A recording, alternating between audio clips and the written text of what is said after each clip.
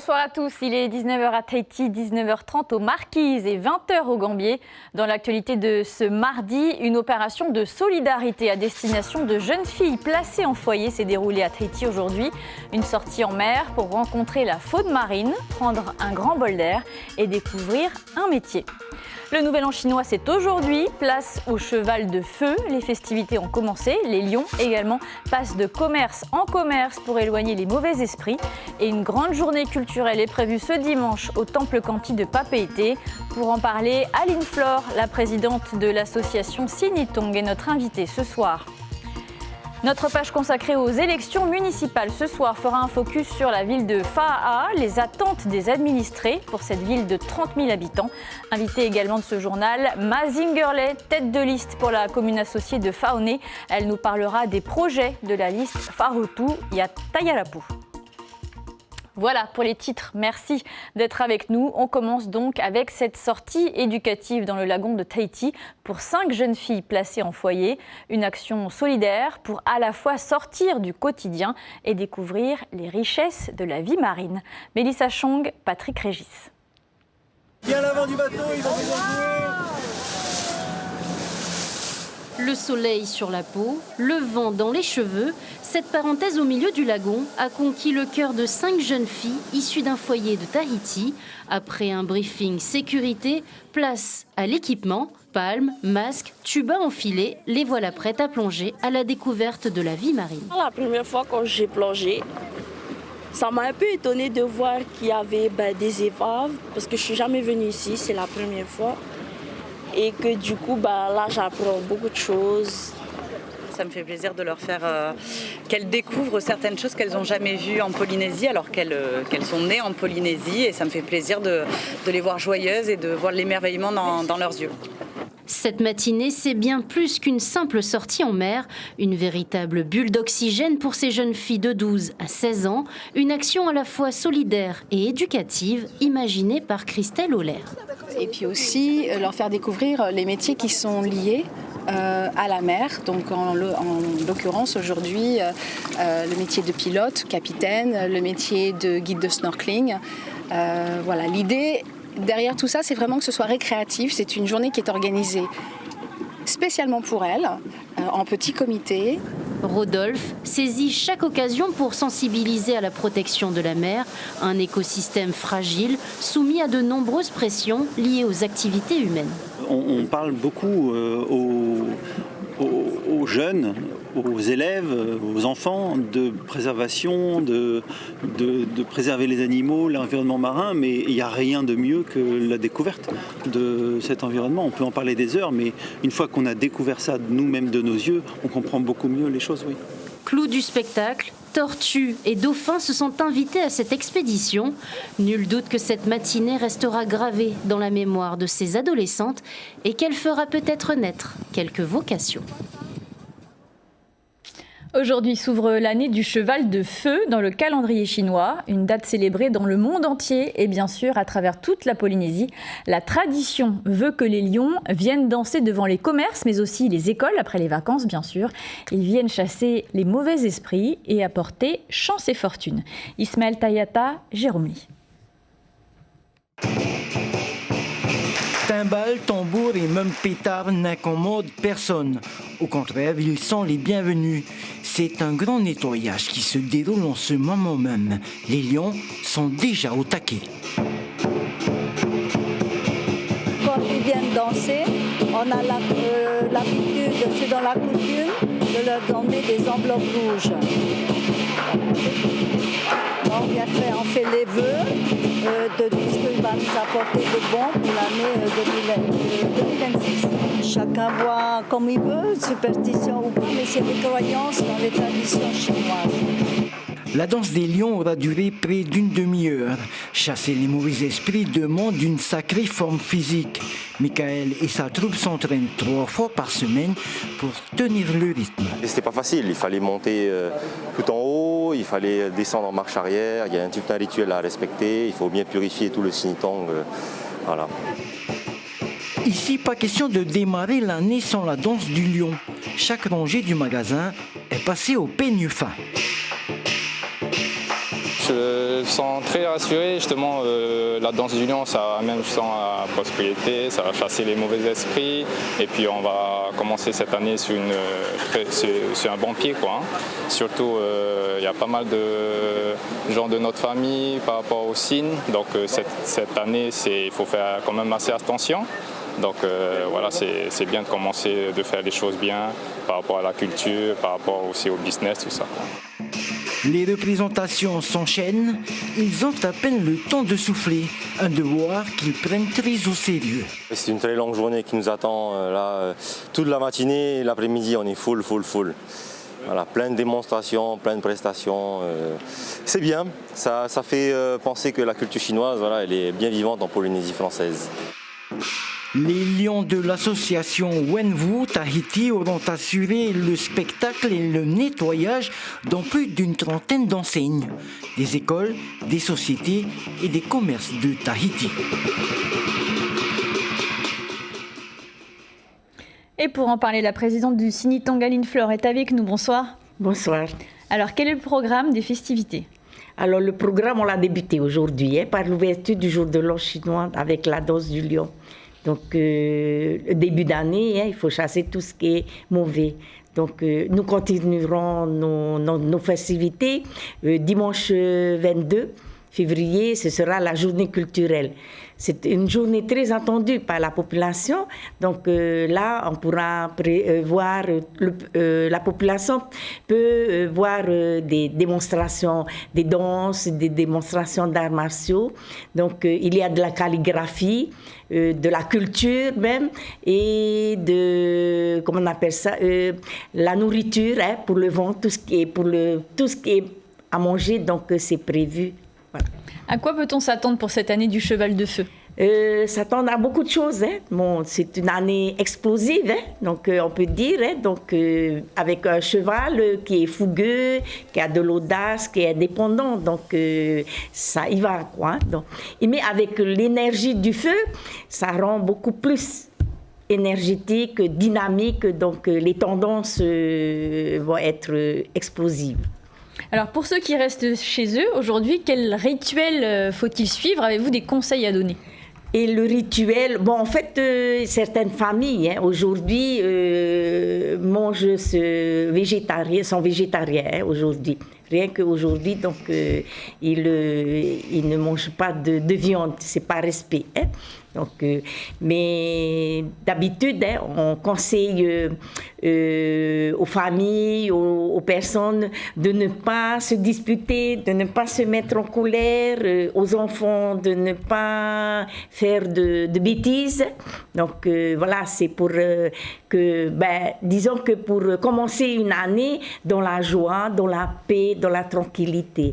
Donc, et le premier jour, on ne fait pas de cuisine, donc on ne se sert pas de couteau, ni de balai, on ne balaye pas aussi.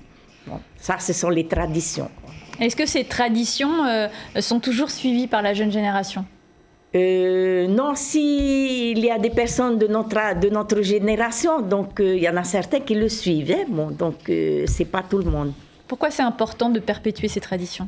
Très important parce que c'est vrai que notre jeunesse maintenant sont métissées. Non, on peut pas dire qu'on a des générations, des familles de souches. En fait, sont de souches chinoises, mais elle est composée, quand même, on peut dire composée. Donc, il faut quand même qu'on maintienne ces traditions. Entre nous, c'est nos ancêtres, donc il faut perpétuer. Donc, voilà. Merci Aline Fleur d'avoir été avec nous ce soir pour nous expliquer un petit peu ces festivités du Nouvel An avec le cheval de feu qui commence. Je rappelle que vous présidez l'association Sinitong et la grande journée culturelle, ce sera ce dimanche dans les jardins du Temple Kanti. Merci. En bref, dans l'affaire du chenil à Afahiti, dont les conditions sanitaires sont dénoncées par les riverains, une procédure administrative a été lancée par le ministère de l'Agriculture.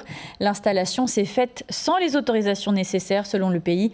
Parallèlement, des solutions sont à l'étude pour replacer les animaux. Les détails sont à retrouver sur notre site internet. À Paia, la tension est montée d'un cran dans la vallée d'Orofero, où des riverains ont barré la route aux camions de la commune qui transportaient les déchets verts. Ils n'ont pas pu les déposer sur le site qui leur est réservé au fond de la vallée. Les opposants sur la route sont aussi des opposants politiques. Le point avec Natacha Silagi, Miritu Matariri et Jérôme Lee. Les déchets de la discorde. Les camions n'ont pas pu passer ce matin pour accéder ici, sur ce terrain communal, prévu pour stocker les déchets verts des riverains. L'occasion pour les adversaires politiques du maire de marquer leur camp en pleine campagne électorale. Nous, on veut préserver notre vallée, voilà, c'est tout. Hein? On est une population de la vallée de Orofero, nous avons grandi dans la vallée de Orofero et nous ne voulons pas que notre vallée soit transformée comme Punaro. Voilà pourquoi on arrête tout ça, on ne veut pas de tous ces déchets. 6 000 mètres carrés de terrain dédiés au stockage de déchets verts, une décision validée en conseil municipal. Objectif, pérenniser la gratuité du service. Nous avons fait une étude. On n'a pas fait parce que nous voulons mettre ici. Si l'étude nous disait qu'on ne peut pas le faire, donc on ne le fera pas.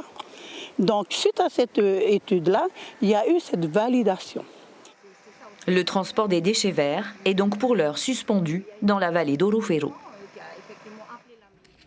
À J-26 du premier tour des élections municipales, on ouvre notre page spéciale consacrée aux élections.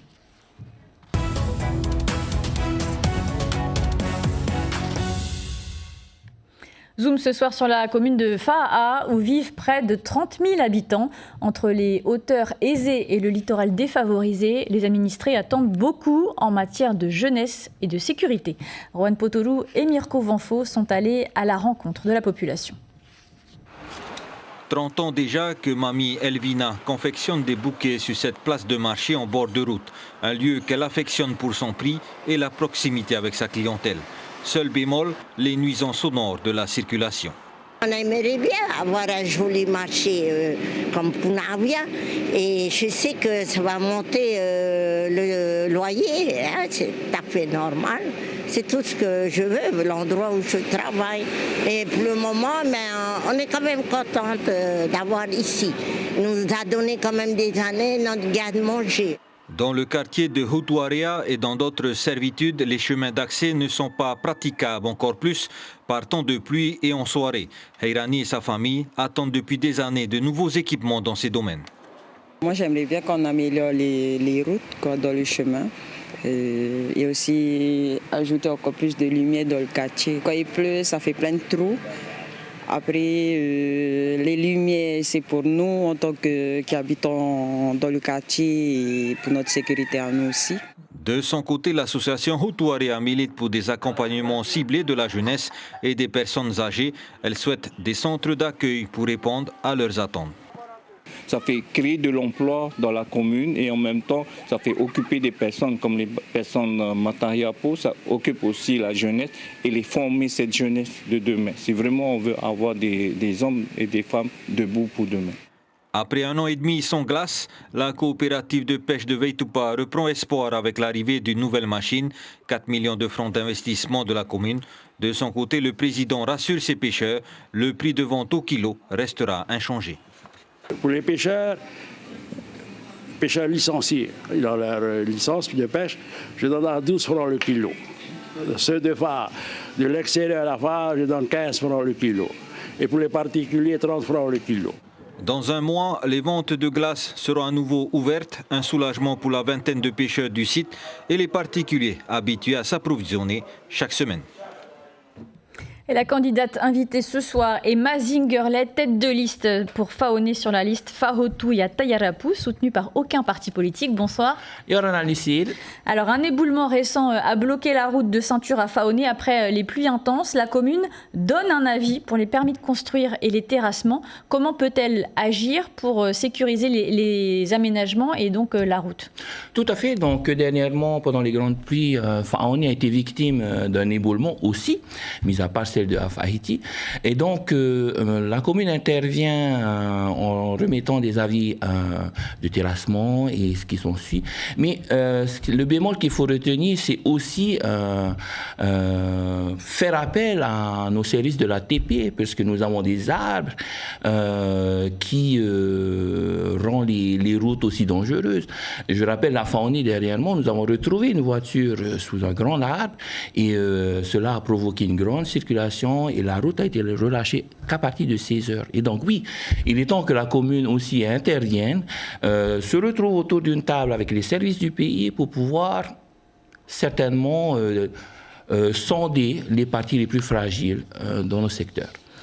Autre préoccupation des administrés de Faoné, c'est aussi le lieu-dit le Platchoir, au bord et sur la route, qui réunit des centaines de personnes le week-end. Il y a souvent beaucoup d'alcool et des débordements. Est-ce que vous avez des propositions pour canaliser ces rassemblements sur ce site ? Ce fameux Platchoir, bien oui, évidemment, le Platchoir existe à Faoné depuis plusieurs mois d'ailleurs.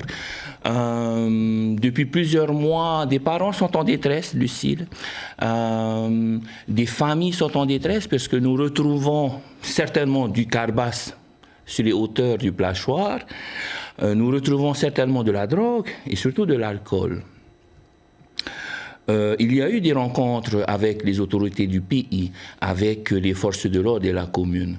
Mais il n'y a pas encore de solution immédiate pour pouvoir agir.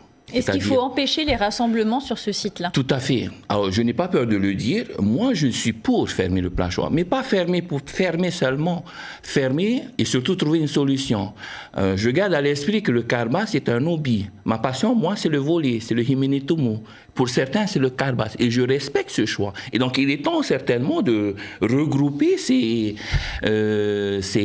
membres du carbas afin de trouver une solution, de leur trouver un site, un terrain propre à eux, mais d'une manière structurée. Alors, un des grands axes de votre programme, c'est rendre Faoné et les communes associées de Tayarapu Est plus autonomes. Est-ce que ça veut dire la diffusion ? Alors, avant de parler de la diffusion, donc je reviens sur la partie rendre autonome. Oui, depuis plusieurs années d'ailleurs, nos sections de communes de Tayarapu souffrent dans le sens où, limite, on n'a même pas le choix que de suivre le chef-lieu qui est à Haïti Travo. Et donc aujourd'hui, il est temps de changer cette gouvernance, ce gouvernement qu'il y a eu dans nos communes depuis 2008. Ça passe par la diffusion ? Alors, la diffusion vient après. Tautira demande sa diffusion. Et d'ailleurs, la liste Fa'ahoto Yate Arapu soutient ce vœu que la population aussi attend.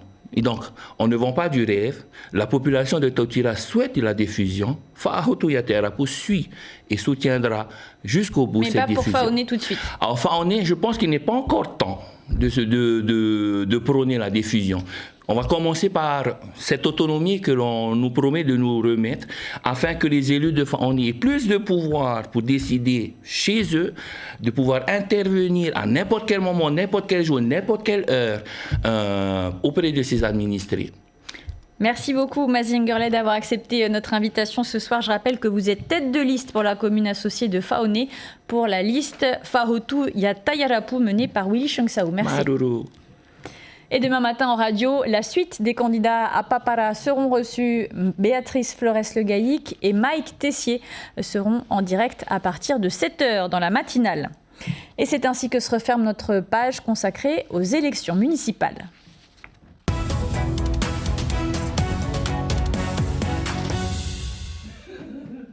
Ce soir, à suivre, les trophées du sport récompenseront les athlètes plébiscités par le public. Soirée présentée par Marouki Duri et Veimiti Teyefitou. À suivre en direct à partir de 19h30 sur notre antenne et en Facebook Live. Pour cette 12e édition, 6 candidats sont en lice pour être élus sportifs de l'année. À Paris, le Salon international de l'agriculture ouvrira ses portes le 21 février. Comme chaque année, la vanille polynésienne sera présente. Riche d'arômes et de saveurs, elle reste un gage de qualité et les producteurs espèrent cette année encore obtenir des médailles pour booster leur visibilité. Explication à J-4 de l'ouverture avec nos confrères d'Outre-mer la Première, Mourad Bouretima et Maxime Laboury. Année après année, la vanille ultramarine séduit les jurys comme les visiteurs par la richesse de ses arômes. Des terroirs en or pour un rendez-vous avec la France rurale. Les producteurs ultramarins présenteront leurs produits aux visiteurs au Salon international de l'agriculture et tenteront de décrocher une fois de plus une médaille en or pour leur vanille. Et ce médaillon, avec la feuille de chêne, c'est un gage de qualité pour le consommateur. Quand il choisit d'acheter un produit médaillé, il est 100% garanti, 100% français, 100% traçabilité. Le fruit de l'orchidée existe en de nombreuses espèces dans les Outre-mer, la planifolia, la tahitansia ou encore la pompona. Tous les ans, la vanille est représentée dans le prestigieux concours général agricole. C'est un produit d'exception, difficile à juger. On peut avoir une jolie gousse, une belle couleur, une jolie taille, mais elle peut ne pas être aussi bonne au goût. Donc il faut prendre en compte les notes gustatives, les notes au palais. C'est surtout les arômes qu'on recherche dans la vanille et c'est surtout ces caractéristiques-là qui doivent être prises en compte dans l'évaluation. Qu'elles proviennent de Polynésie, de Guadeloupe, de la Réunion ou encore de Mayotte, les vanilles d'outre-mer marquent bien plus qu'une simple participation au concours. C'est l'histoire d'une filière qui s'affirme et rayonne au-delà des océans. Avant de refermer cette édition, je vous en rappelle, l'information principale, c'est le Nouvel An chinois. Premier jour du cheval de feu, les lions viennent danser devant les commerces et selon la tradition, ils chassent les mauvais esprits et apportent chance et fortune. Une grande journée culturelle se déroulera dimanche dans les jardins du Temple Kanti. À suivre, les trophées du sport présentés par Maruki Duri et Veimiti Teyefitu en direct, puis la série Legacy. Demain soir, Maruki Duri est de retour à cette même place. Très belle soirée sur la première. À bientôt.